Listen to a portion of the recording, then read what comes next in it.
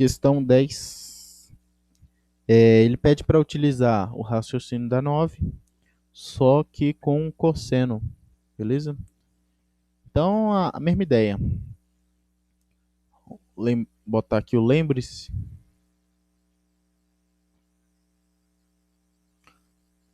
Cosseno de alfa mais beta é igual cosseno alfa, cosseno beta, menos seno alfa, seno beta. Beleza? É um menos aqui. A gente vai utilizar isso na nossa questão. Então, quebrando aquele limite lá, a gente vai ficar com limite, quando θ tende a zero, de cosseno θ vezes cosseno A menos seno θ seno A. Vamos supor que o limite o limite desse corpo e desse corpo aqui existem, né? Se eles existirem, a gente pode quebrar essa soma aí. E aí a gente fica com limite quando θ tende a zero de cosseno de θ, cosseno de alfa, menos limite quando θ tende a zero de seno de θ vezes seno de alfa, seno de A. E aí, vamos supor que esse limite existe, que esse limite existe, que esse limite existe, que esse limite existe. E aí a gente fica com limite quando θ tende a zero de cosseno de θ vezes limite quando θ tende a zero de cosseno A menos limite θ tende a zero de seno de θ vezes limite quando θ tende a zero de seno de A. Esse limite aqui a gente mostrou há um tempo atrás aí em alguma lista. Esse limite aqui é 1. Esse limite aqui, como o θ não depende, como A não depende de θ, é cosseno A. Esse limite aqui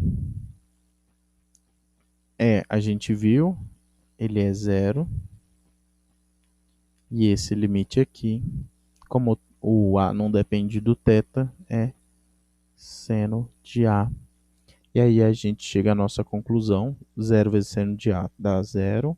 1 vezes cosseno de A dá cosseno de A. A gente chega à nossa conclusão que isso tudo aqui vale cosseno de A. E aí, o limite, quando θ tende a zero, de cosseno de θ mais A é igual a cosseno de A. Ou seja, a função cosseno, assim como a função seno, é uma função contínua, beleza? Tá, aqui ele começa a falar o que podemos concluir a respeito das outras funções, né, trigonométricas. Repare que todas as outras funções trigonométricas, elas são composições, né?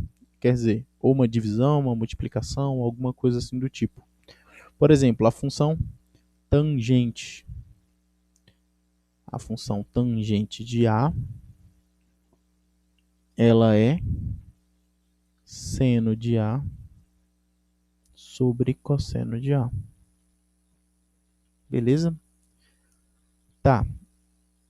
A gente pode dizer que a função tangente, ela é contínua desde que o cosseno de A seja diferente de zero. Beleza?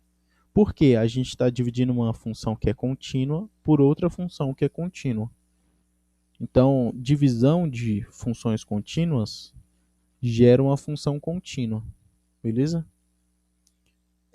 Lembre-se que o denominador não pode ser zero.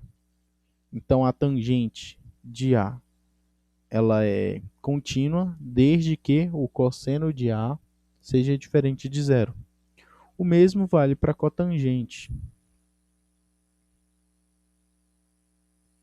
Cotangente de A é cosseno de A dividido por seno de A, que também é uma função contínua desde que o, o seno de A seja diferente de zero. Função secante, que é 1 sobre cosseno, também é contínua desde que o cosseno de A seja diferente de zero. E a cossecante